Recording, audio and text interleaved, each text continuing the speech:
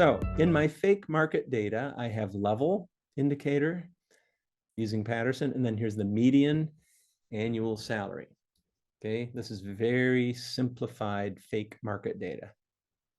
Okay, median annual salary. Matching then becomes important.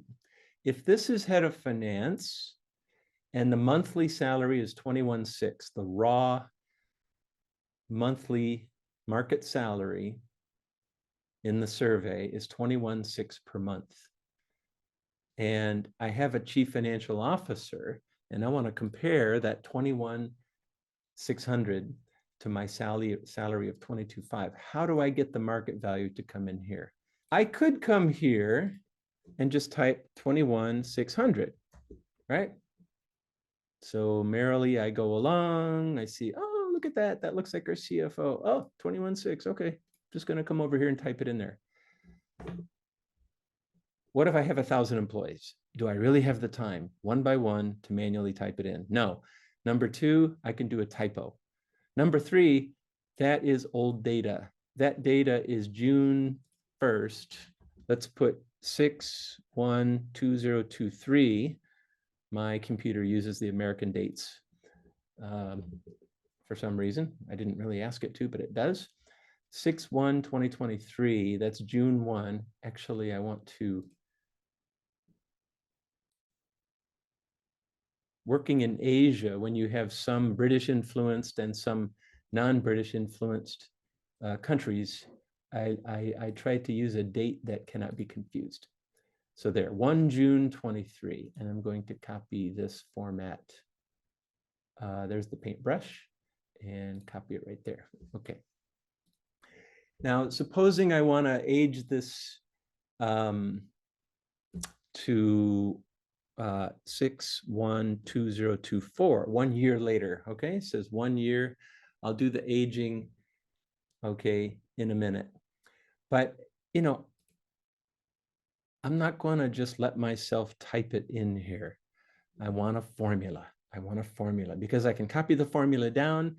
I don't have to waste all that time manually doing things. I won't make a typo if I use a formula. And I still have to age the data. So there's really no number in here that I can use, although here's my aged data. But I'm not going to just type it in there. I might forget it after I look at it, write it down. Everything has to be formula linked. How do I age my data? Let's do that now. The market never stops. Okay, every time somebody changes jobs, changes companies, they tend to negotiate, don't they? So even for the same job, they want more money.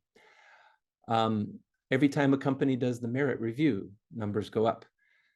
Companies do merit reviews almost every month. About 40% do it April 1st, followed by March and January are the two following popular months for pay adjustments. April, March, January, and then February, July, a little here, a little there. But salaries in the market are always going up. So we need to age our data or else it's old. Sometimes management will not approve the cost of getting new market data, right? So sometimes we're stuck using old data.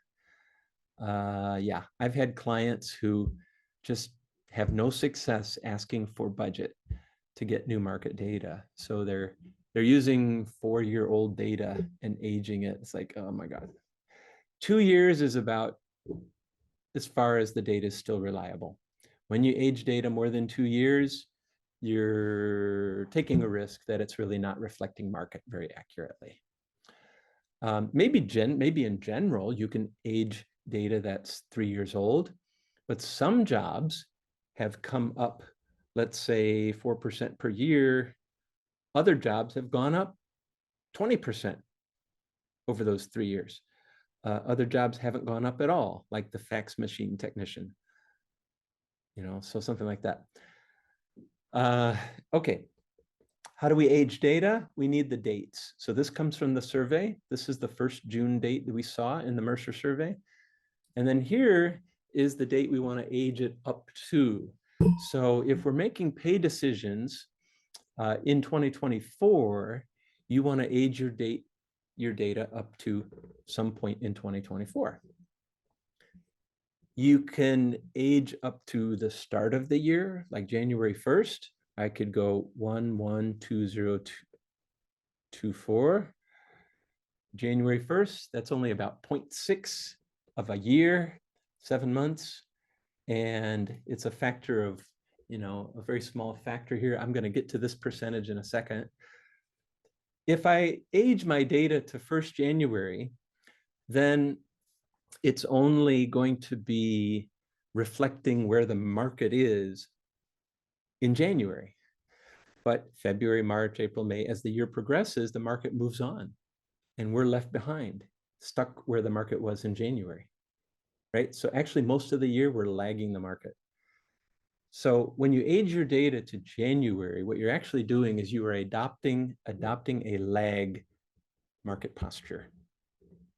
You're choosing to lag the market if you age to January.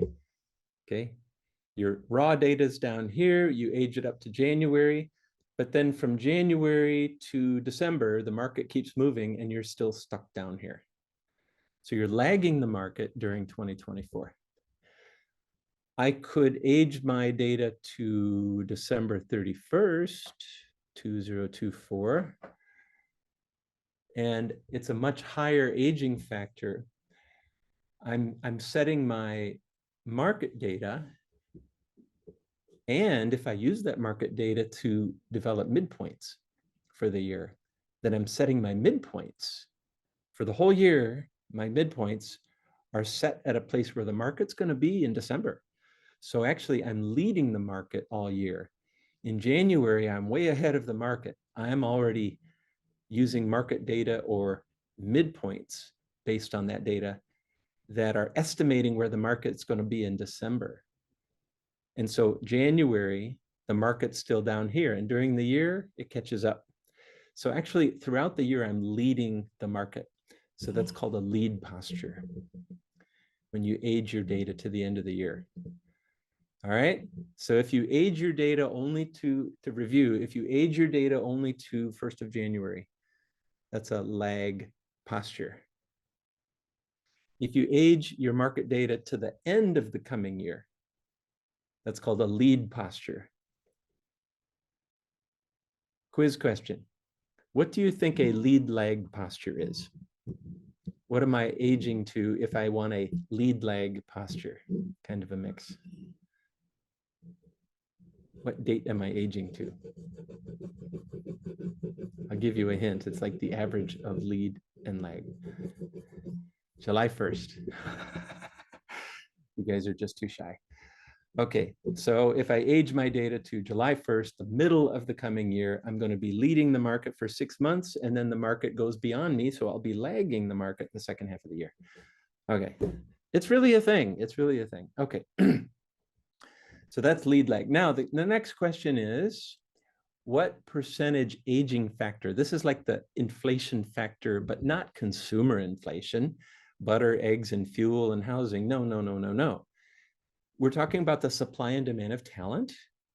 The supply and demand of anything determines its price, more or less. So this is an aging factor based on market salary movement, the inflation of the cost of labor, not the cost of living, cost of labor. Don't use cost of living for this. Don't use cost of living, inflation rate, okay? Use the salary, the market salary movement. How do you determine the market salary movement? One of you mentioned this in your introduction that you wanted to understand. That was Sally, using market data, year-over-year analysis, and there's Sally. So how do you determine what is the market year-over-year movement? You do a year-over-year analysis. So let's say for a bunch of jobs, here's 45,000, here's 111,800. So you just copy, these values over to here. These are not exactly those numbers, but they're close. And then you have the previous year right down here. You can calculate the year-over-year change for each job. 45 is higher than 43.8. it's 2.74% higher, and so on. Some jobs can go down year over year. Well, how's that possible? Does that mean somebody got a salary reduction? No, it doesn't mean that, although that could explain it, but probably not. The reason why year over year market salary could go down for a certain job is maybe the survey participants are not the same companies year over year. Maybe a high paying company skipped the second year survey participation. Okay, so you have a high paying company in this sample, but they're not in this sample. So that could explain why the number's down. This is a mix of companies, a mix of different people. Okay, so the number can go down. So what do? You average these numbers, average those percentages. Some went up a lot. Some didn't change much, and some might have gone even down. So the average here is 3.06. You see that? The average there is 3.06. So this is the actual year over year change in market salaries for your jobs. Remember, this is only the numbers for the jobs that you have matched to. The survey, the Mercer survey, and probably true for Towers and the others, have 3, 4, 5,000 jobs in that survey. But let's say you're only matching to 200 job titles in the survey. So these are the jobs that are relevant to your company, and this is the year over year change. The average would be the average of those percentages.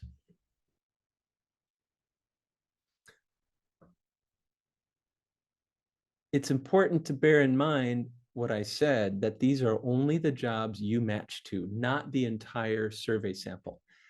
When you go to the Mercer year-end meeting, or the Towers Watson or Aon or Korn Ferry Hay year-end meeting, and you're all just holding your breath until they put the slide up with the numbers that shows Malaysia companies are budgeting 5.5% or 5.0% for merit for the coming year or something. Everybody gets out their pen and paper and they write down 5.0, Philippines 5.5, Singapore 4.2. And they go back and use those numbers for aging. That's the wrong number. That's the wrong number. I'll tell you why. Slippage. If nobody ever changed jobs, everybody worked for the same company for the rest of their life, same job title, same pay grade for the rest of their life, and the sample in the survey for a certain job is the same 10 people year after year after year after year, and they all work in Malaysia, and everybody gets 5% in 2024, which is, according to my survey that I'm running, which is the prevalent merit budget for Malaysia, 5%. And nobody changed jobs, and all those 10 people get a 5% raise. Well, then absolutely 5% is the market movement. But that's not reality. Reality is the 10 people who were in the survey last year are not the same people in the survey for that job this year. Some of the higher paid, more experienced people in the job last year in the sample have left that sample. They're now doing a bigger job in the same company or in another company, but they're not in that job anymore. And these tend to be people who've been in that old job long enough now that they qualify for the next level job. So they're probably paid in the upper half of the range or the upper half of the sample. Now, in the second year, now these other people who didn't change jobs, they all got a 5% raise. But in addition to those people, you now have some new data points in here coming in at the bottom. People who were not in that sample last year they were in a smaller job, but they'd been in that job for several years. Now they've been promoted or they've changed companies, and now they're in the sample, but they're coming in on the low end of the range, low end of the market. So as the sample changes each year, some data points at the high end have left for a bigger job, and they're not coming over to the new year. But the new year sample is bringing in some new data points on the low end of people who used to be in a smaller job and now have moved up, and they're in the lower half of the range. Everybody else got 5%, but some high paid people are gone and some low paid people are now in the sample. You follow me? So that's where slippage happens. So if everybody else gets 5% merit, but you take out some high salaries and you throw in some low salaries, the average or the median doesn't go up by 5. You know what it goes up? More like 3.5. You see my note here? The market trend factor is normally 60 or 70. I like 70 of the salary budget trend. So if companies are budgeting 4, when you take that slippage into account, high salaries leaving the data sample, some small salaries coming into the sample, the year over year is more likely to be, hold it, that's supposed to be 2.8. Edit that. That should be 2.8. 2.8.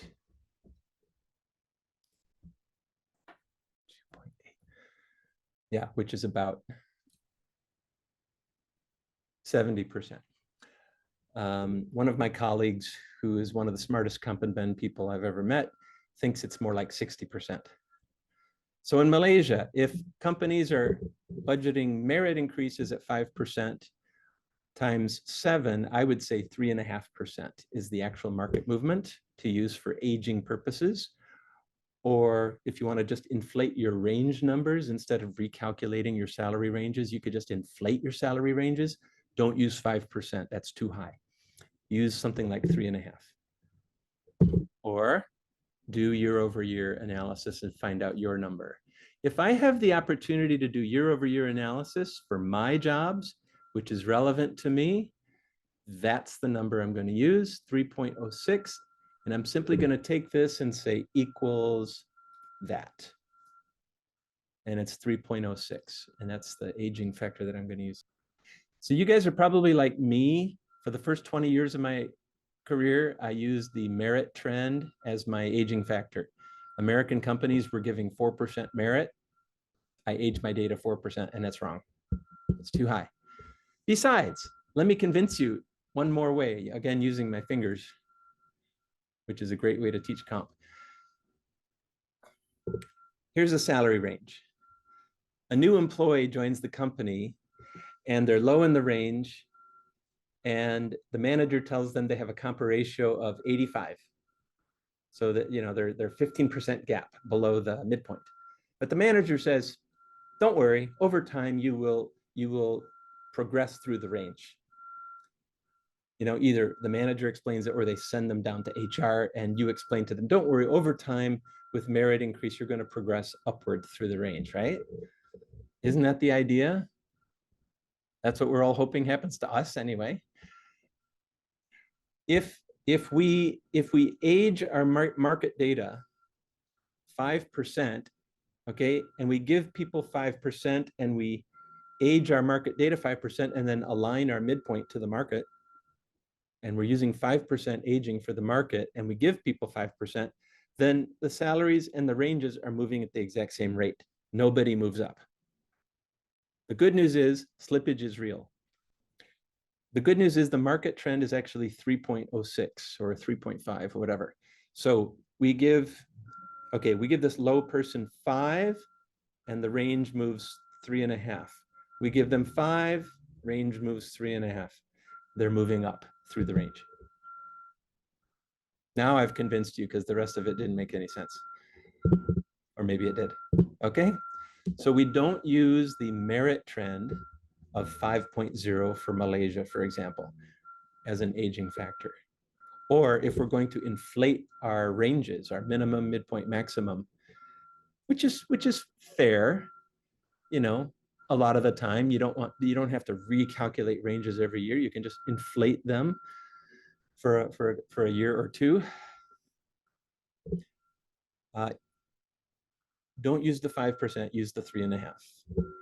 Either do the year over year analysis to figure out what your number really is, or take the market trend number 5.0 and use about 70% of it, 3.5.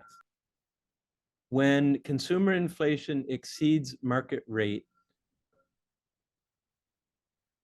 but you don't know what the market rate is, but you hear a lot about inflation, and there's a lot of social pressure, workforce pressure to try to keep people whole with inflation. If you are in a competitive industry and you're following consumer inflation, which could be 7 or 8 or 9%, you're squeezing your operating margins. You're squeezing your profit margins. What's your biggest fixed cost in the whole company? Probably salaries. And so don't think of a salary increase as 5%. Go talk to your CFO and ask what that salary increase does to the financials. And he'll say, our operating margins after overheads and cost cross charges and allocations is 8%. But once we raised salaries 5%, now our operating margin dropped from 8 to 6.5. I mean, they're looking at how salary increases squeezes operating margins. So imagine sitting in a meeting and how's the company going to deal with inflation? Now, HR comes in because too many HR people think that their job is to make the employees happy. So they say, you know, we really should just, you know, keep everybody whole with inflation. Isn't that like our values and stuff? Okay, sounds wonderful. But finance is freaking out because the margins and then the finance says, okay, how do we pay for it? Do we raise prices to our customers? You have to think of these things holistically. The other problem with inflation is people only talk about it when it's high. When inflation is low, nobody wants to be paid best at inflation. They want the higher of, whichever one's higher. I use the example of Singapore. Before the pandemic, there was zero inflation for 5 years in a row, consumer inflation. Did anybody in Singapore demand to be kept whole with inflation? No, not a single person, because it was zero. But as soon as consumer inflation is higher than the wage trend, oh my God, everybody wants to be paid on inflation. It's a very dangerous precedent. And in fact, my survey and what I discuss with my classes, people like yourselves, is that the most common policy on responding to inflation for the workforce, you do not promise to keep people whole. You do not give even an inflationary adjustment, even if it's just partial. You put a little extra money into the merit budget, but you call it merit. You just add a little extra to the merit budget in those countries, but you don't call it inflationary money, inflationary adjustments. You call it merit. Once you use the I word, your workforce will never let you forget it. They will remind you for 10 years that it's the company's obligation to keep people whole on inflation.